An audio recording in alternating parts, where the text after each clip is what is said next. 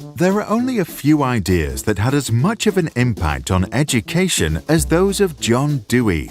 To understand his ideas, let's imagine Dewey reappears in the modern world with the mission to implement his theories in a conservative school.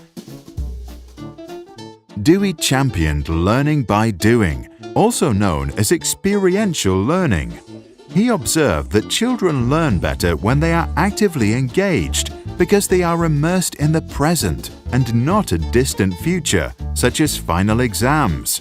In biology, students don't read books, but instead grow plants, harvest fruits, and then feed them to snails to see what happens.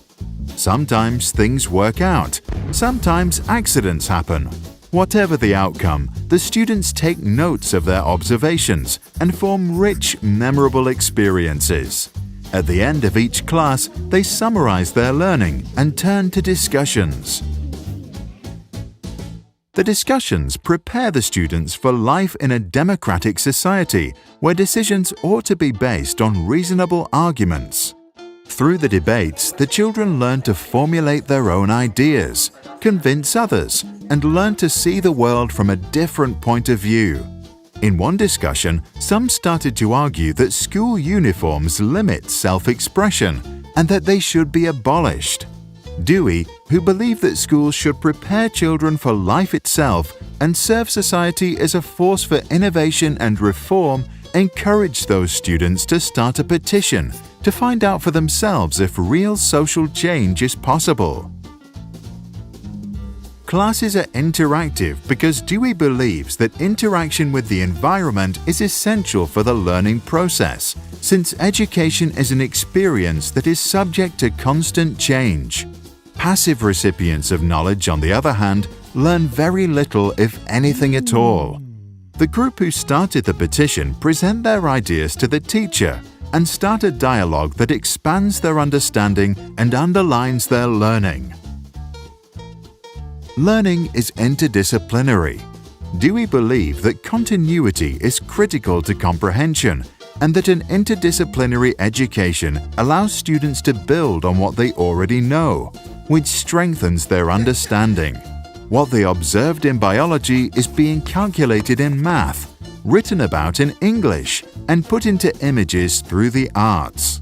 This provides the students the opportunity to learn how things are connected.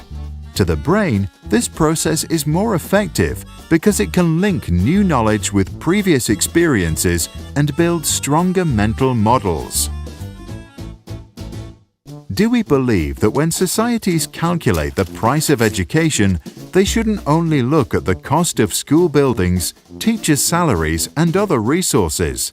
They should also consider the costs of all the hours input by the children. Because the children are the future of our society and human progress, their time in class ought not to be wasted. It is thus the school's responsibility to be a playground to practice a future we wish to see, so when the kids grow up, they can go and create it. About education, Dewey famously said, "It's not a preparation for life, education is life itself." The group that sought dress code reform gained a deeper knowledge about the topic and were able to develop good arguments. They printed their demands on banners and tracts and discussed their ideas with everyone until the day the majority of students and teachers had signed their petition. Eventually, the petition was presented to the principal and a new school rule was passed. Dewey's ideas were not always popular during his time, and while we made some progress in education over the last 100 years, is the situation really any better today? What do you think? Did you experience learning by doing in your school? And does your school encourage you and your friends to engage in social reform and create the future we wish to see? Please share your thoughts in the comments below.